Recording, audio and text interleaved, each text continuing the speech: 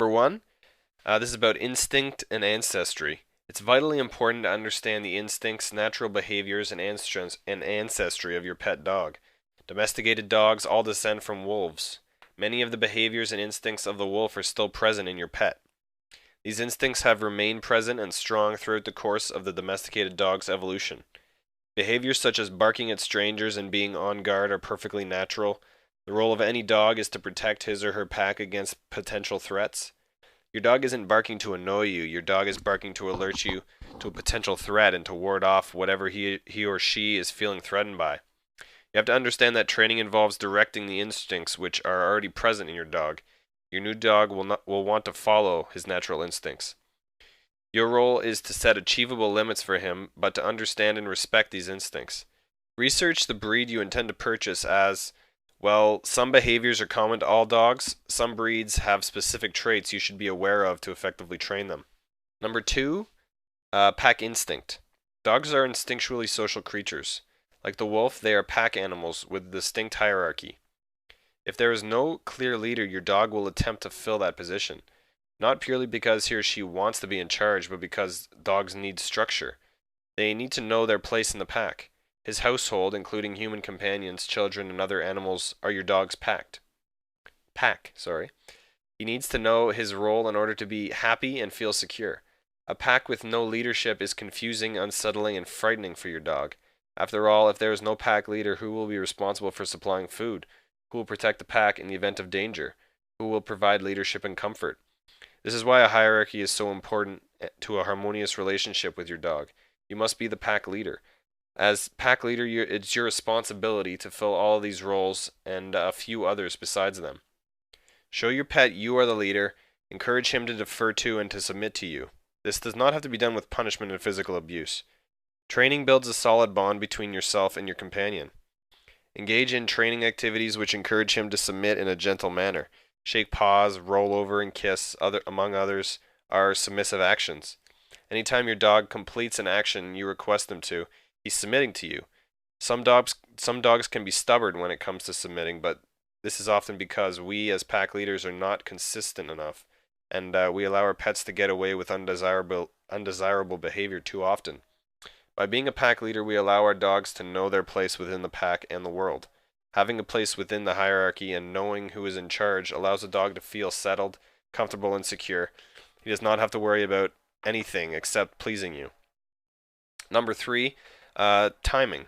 When training, it's crucial to get the timing of the key word or hand gesture and the reward and praise correct.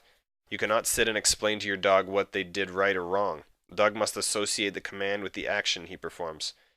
The same principle applies to a reward. The reward or praise must come immediately upon completion of the desired command. For example, if your dog sits on command, then he should be praised and rewarded within a few seconds. This way he associates the successful completion of the command with good things. In this case, praise and reward from his pack leader. If you casually hand him a treat 30 seconds later, he will not understand why he's being rewarded.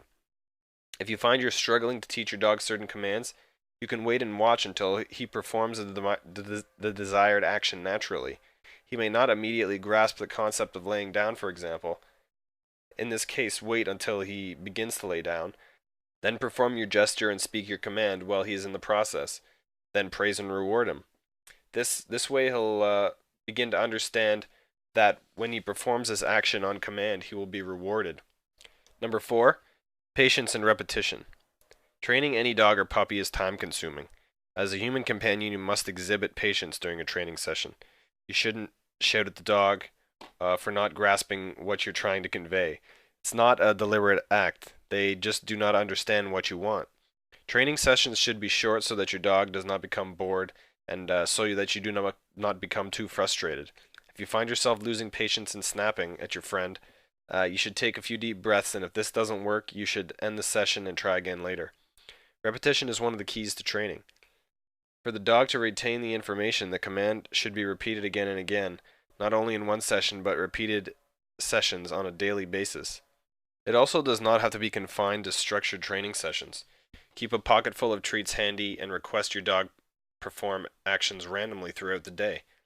This takes your dog by surprise and ensures he does fully understand the command as opposed to just predicting what you want. Many human companions make the mistake of maintaining the same training routine in the same order. For example, the commands always follow the same pattern: sit, down, roll over, shake paws, etc. Your dog will quickly learn this routine, and instead of concentrating on your command, he will follow the routine. Mix it up, catch him off guard. This will ensure that he retains the information. Also remember that training must be consistent. This means that each member of your household should command and reward in the same way. Also, if you do not want your dog to do something, never let him get away with it. If you are not consistent, he will continue to attempt the undesirable behavior just to see if he can get away with it. Number 5, socialization and exposure. Socializing your dog and exposing him to many new situations and environment is an important element of training. Dogs should learn to interact with strangers and people as soon as possible. The earlier you start this process, the easier it will be. He should not automatically view strange people and animals as a threat when on a walk, for example. He should also not run over manically to the strange person or animal and jump all over them, but instead be taught to greet calmly before engaging in play. This is for their own safety as well as to make them well-mannered and socially acceptable. Repeatedly exposing them to new environments and unfamiliar noises helps to reduce anxiety. Conducting training outdoors or in new or busy environments is a true test of your dog's ability to restrain itself and perform with many distractions. A very common theme at training classes is, well, he can do it at home, I don't know why he won't do it here. At home, which is his regular safe environment, he will perform desired actions quickly once he's grasped the concept. This is because there are very few distractions and no strange people or animals. Doing the same in classes or anywhere else for that matter is an entirely different ballgame.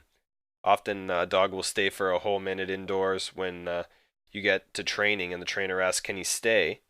And his companion says yes, he can do it for a whole minute. In reality, you'll be lucky if he manages 10 seconds before getting up and running off to explore.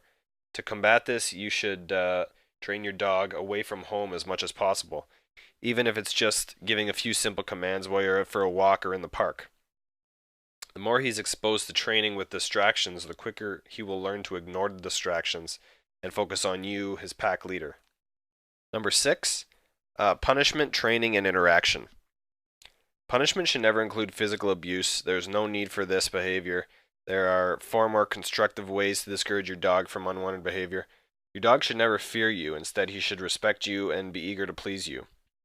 The most effective punishment for your dog is to ignore him completely. If he has done something that you don't like, just turn your back on him, give him no attention at all. Your dog wants your attention, so do not give it to him. You can also gently but firmly turn his muzzle, look into his eyes, and with a low tone tell him no. This is the equivalent of a growl from the pack leader. Never lash out at your dog. All this does is produce a dog who is nervous of you and anyone else who raises their hands to him. Training sessions should be fun and exciting for your dog and a brilliant way to build a better bond. Always finish on a positive note, never finish on a failure. Your dog needs to remember the fun, the rewards and praise so that he remains eager to do it all again. Interact with your dog, praise him for desirable behavior, speak in a silly voice, whoop and squeal at him when he performs well. This way he learns when you're pleased with him and recognizes your tone of voice. So imagine that you didn't have to worry if your dog will get into trouble around your house or worry that it might annoy or even hurt you or other people, among 1,000 other worries that you might have about your dog. Think about what it will be like if your dog is incredibly well behaved and does whatever you ask it to. Imagine it can do impressive tricks and that you'll be able to show your dog off instead of being ashamed of its behavior. And that your dog was happy and content and not confused by its environment. That'd be great, right? Well, you can do that yourself if you just find out a little more about it. Now, it'll take a bit of time to train your dog, and it'll depend on how well you learn to train your dog and how well your dog starts to learn. So you should be prepared for that. But once you know how to keep control of your dog and once your dog is trained in the coming months, your dog will be a much better companion and he or she will also be more adapted to a human environment and happier. And you'll be able to play better and teach your dog tricks and do more fun things together.